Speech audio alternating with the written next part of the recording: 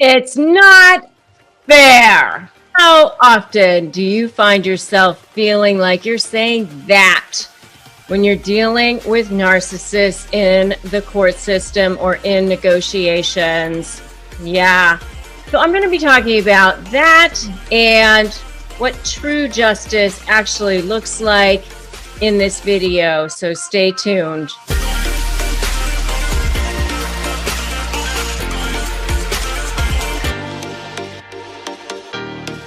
Hi, I'm Rebecca Zung. I am a narcissist negotiation expert. I am a lawyer and I am an author. And in these videos, I talk about what it looks like to negotiate with narcissists in a way that allows you to actually get what you want and also escape unscathed and actually get what you want in a way that allows you to continue to feel powerful and feel persuasive, but feel whole and complete. And if that sounds good to you and you want lots of tips and tricks on that, feel free to subscribe to this channel and hit that notification bell. So I know all of you all out there, you're feeling like it's not fair, it's not right. You feel like the court system is, askew, maybe even corrupt. I've heard that word before.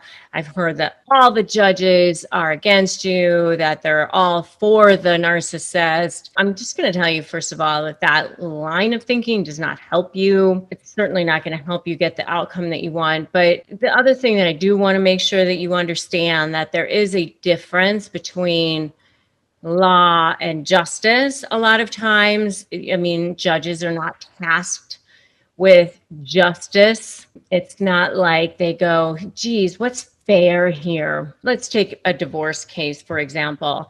Is it fair sometimes that, maybe a wife put the husband through medical school, gave up her life, raised the children, the husband goes out, cheats on her, now he wants a divorce, he wants to leave her for the 20-year-old. She doesn't want the divorce, but there they are, they're getting a divorce. Is that fair?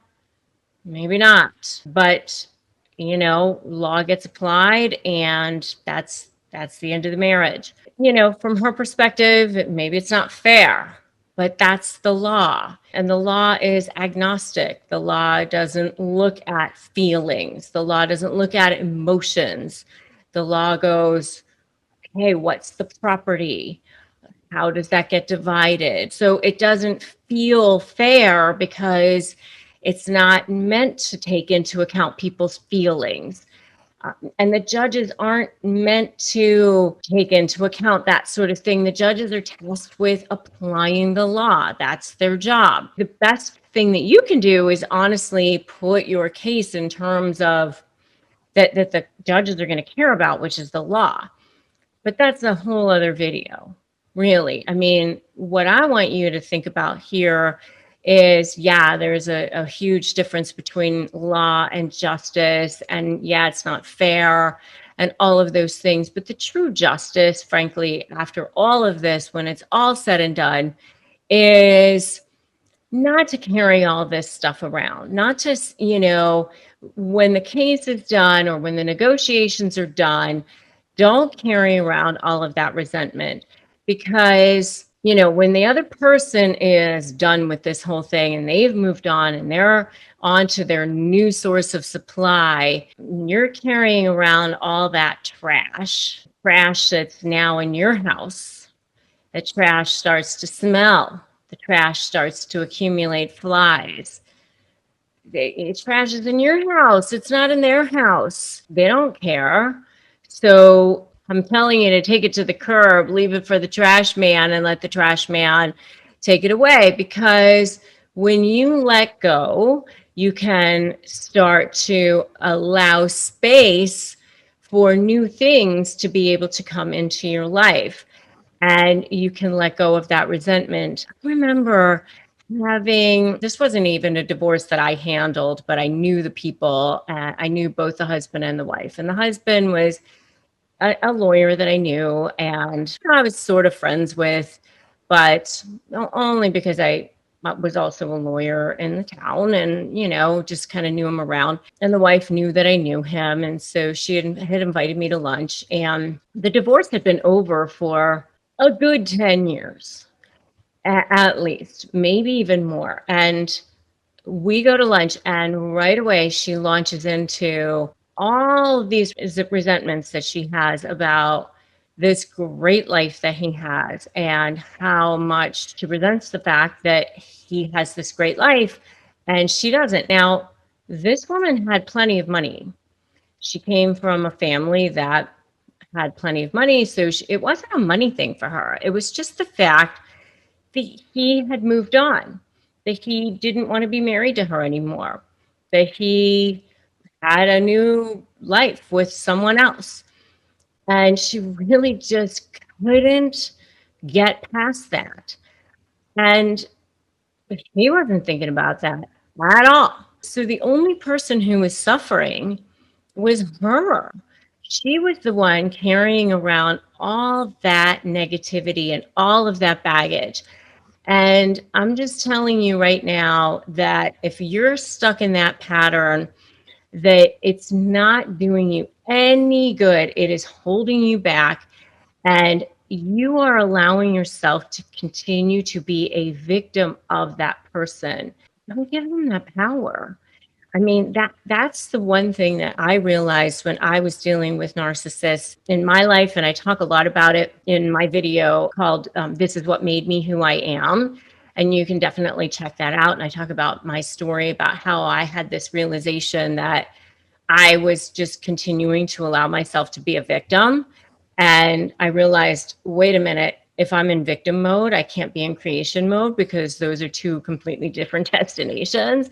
And how, when I realized I don't want to drive to that destination, I want to drive to the creation destination, how much my life has changed and all the amazing things that I've done since I made that choice. So definitely check out that video. I mean, that was just, in Hawaii a couple of years ago, and I've created this YouTube channel, and I've met so many amazing people since then, and I've helped so many millions of people through this channel, and thousands of people through my slave program. And I've been able to use my life as a gift because I made the choice to no longer be a victim and to let go of allowing these people to take over my life. In The Power of Letting Go by John Perkins, he explains why we should let go and how we can do it using proven techniques to make things happen. And I'm going to go through a couple of those. But by the way,